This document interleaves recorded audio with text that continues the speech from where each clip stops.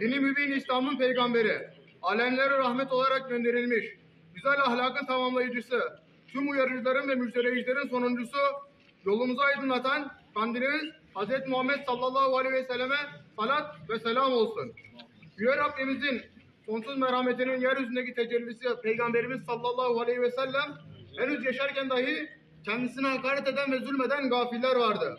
Şaşırmıyoruz ki bugün dahi onun çağrılarına kulaklarını körü körüne tıkayarak ona hakaretlerden cali artıklarının küfürlerini sağa sola fütursuzca savurmalarına. Şaşırmıyoruz ki kalpleri katılaşmış zavallıların rahmet elçisinin müjdelerinin 1400 yıl önceki gibi korkmalarına ve şaşırmıyoruz ki vicdanlarını işlerinden söküp atmış olanların Müslümanların vicdanlarını böylesine yaralamalarına. Yıldız Teknik Üniversitesi'nde kendini bilmez bir öğretim görevlisi yalnız ülkemizin değil, koskoca bir gönül coğrafyasının inanç değerlerinin merkezini teşkil eden İslam dininin peygamberi Efendimiz sallallahu aleyhi ve sellem hedef almış, başta Efendimiz'e ve tüm Müslümanlara hakaret etmiştir.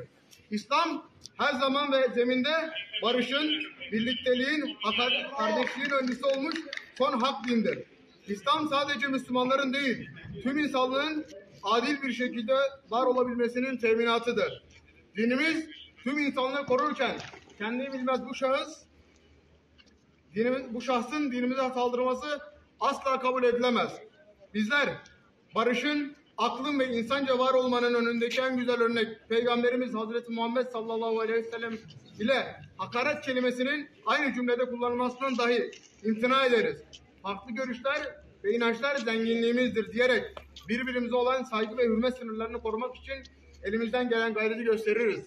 Lakin özgürlük kisveti altında dinimize dil uzatılması kabul edebileceğimiz bir olay değildir. Kutsal varlığımızı yok sayarak dini değerlerimizi aşağılayan Yıldız Teknik Üniversitesi'nde halen görev yapan sözde öğretim görevlisi bu şahsın ne Yıldız Teknik Üniversitesi sınırları içerisinde ne de başka herhangi bir kurumunun yakınında dahi yeri yoktur. Zira sözde öğretim görevlisi bu şahıs temel insan haklarını kavrayamamış, mensubu olsun veyahut olmasın her dine ve bu dinin değerlerine saygı göstermesi gerektiğini öğrenememiştir.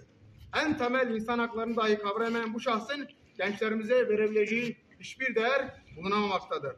İslam dinine hakaret eden, biz gençleri baskı ve tahakkümle bu hakaretlerine maruz bırakan bu failin başta Yıldız Teknik Üniversitesi'nden atılması, sonrasında işlediği bu suçlardan ötürü cezalandırılması için gerekli tüm hukuki sürecin takip olacağımızı bildiririz. Katılan tüm kardeşlerimize, büyüklerimize, kuruluşlarımıza teşekkür ediyoruz. Allah cümlemizden razı olsun. Bizleri iyilerle haşr eylesin inşallah.